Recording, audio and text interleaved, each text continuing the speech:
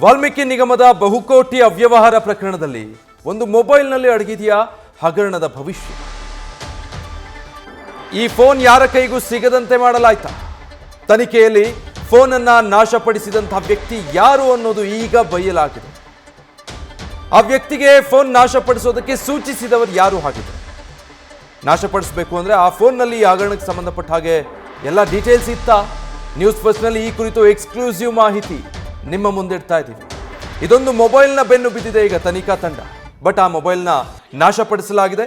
ಸೂಚನೆ ಕೊಟ್ಟರು ನನಗೆ ಈ ಮೊಬೈಲ್ ನಾಶಪಡಿಸಬೇಕು ಅಂತ ಹೇಳಿ, ಹೀಗಾಗಿ ಆ ಮೊಬೈಲ್ನ ನಾಶಪಡಿಸಿದ್ದೀನಿ ಅಷ್ಟೇ. ಅದರಲ್ಲಿ ಏನಿತ್ತು ಅನ್ನೋದು ನನಗೆ ಗೊತ್ತಿಲ್ಲ ಅಂತ ವಿಚಾರಣೆಯ ವೇಳೆ ಆರೋಪಿಯೊಬ್ಬರು ತನಿಖಾಧಿಕಾರಿಗಳಿಗೆ ಹೇಳಿರೋದು. ವಾಲ್ಮೀಕಿ ಹಗರಣದ MD ಪದ್ಮನಾಭ್ ಮೊಬೈಲ್ ಸದ್ಯ ಮಿಸ್ಸಿಂಗ್ ಆಗಿದೆ. ಎಲ್ಲರ ಮೊಬೈಲ್ಗಳು ಸಿಕ್ಕಿದೆ, ಆದರೆ ಪದ್ಮನಾಭ್ ಮೊಬೈಲ್ ಮಾತ್ರ ಇದುವರೆಗೂ ಸಿಕ್ಕಿಲ್ಲ. ಈ ಮೊಬೈಲ್ನಲ್ಲಿ ಇಡೀ ಹಗರಣದ ಮಾಹಿತಿ ಇರೋ ಶಂಕೆ ವ್ಯಕ್ತವಾಗ್ತಾ ಇದೆ. ಈ ಪದ್ಮನಾಭ್ ಸ್ನೇಹಿತ ದಿವಾಕರ್ ಮೂಲಕ ಫೋನನ್ನು ನಾಶಪಡಿಸಿರಬಹುದು ಪದ್ಮನಾಭ್ ಅನ್ನೋದು ಗೊತ್ತಾಗ್ತಾ ಇದೆ. ಹೀಗಾಗಿ ದಿವಾಕರ್ಗೆ ನೋಟಿಸ್ ಕೊಟ್ಟು ವಿಚಾರಣೆ ಮಾಡಿದ್ದಾರೆ ಸದ್ಯ SIT ಟೀಮ್. ವಿಚಾರಣೆಯ ವೇಳೆ ಪಾರ್ಕ್ ಒಂದರ ಬಳಿ ಈ ಮೊಬೈಲನ್ನು ನಾಶ ಮಾಡಿದ್ದಾಗಿ ಈ ದಿವಾಕರ್ ಹೇಳಿಕೆ ಕೂಡ ಕೊಟ್ಟಿದ್ದಾರೆ. ಆದರೆ ಫೋನ್ನಲ್ಲಿ ಏನಿದೆ ಅನ್ನೋದನ್ನು ಮಾತ್ರ ದಿವಾಕರ್ ಕೂಡ ಬಾಯಿ ಬಿಟ್ಟಿಲ್ಲ. ನನಗೆ ಫೋನ್ನಲ್ಲಿ ಏನಿದೆ ಅನ್ನೋದು ಗೊತ್ತಿಲ್ಲ ಅಂತ ಹೇಳಿದ್ದಾರೆ. ಈ ಮೊಬೈಲ್ ಕೊಟ್ಟು ಇದನ್ನು ನಾಶ ಮಾಡು ಅಂತ ಹೇಳಿದ್ರು, ನಾನು ಅದನ್ನು ಮಾಡಿದ್ದೀನಿ ಅಷ್ಟೇ. ಬಟ್ ಮೊಬೈಲ್ನಲ್ಲಿ ಏನೆಲ್ಲ ಇತ್ತು ಅದರ ಬಗ್ಗೆ ನನಗೆ ಮಾಹಿತಿ ಇಲ್ಲ ಅಂತ ವಿಚಾರಣೆ ಸಂದರ್ಭದಲ್ಲಿ ದಿವಾಕರ್ ಹೇಳಿರೋದು.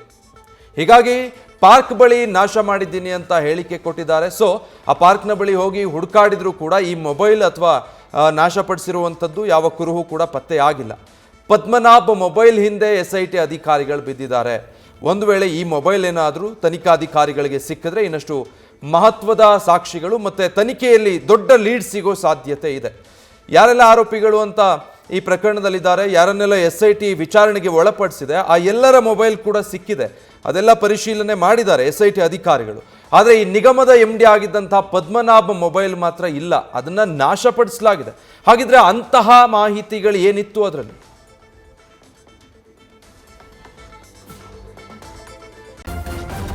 ನ್ಯೂಸ್ ಫಸ್ಟ್ ನಿರ್ಭೀತಿಯಿಂದ ನಿಮ್ಮ ಪರವಾಗಿ.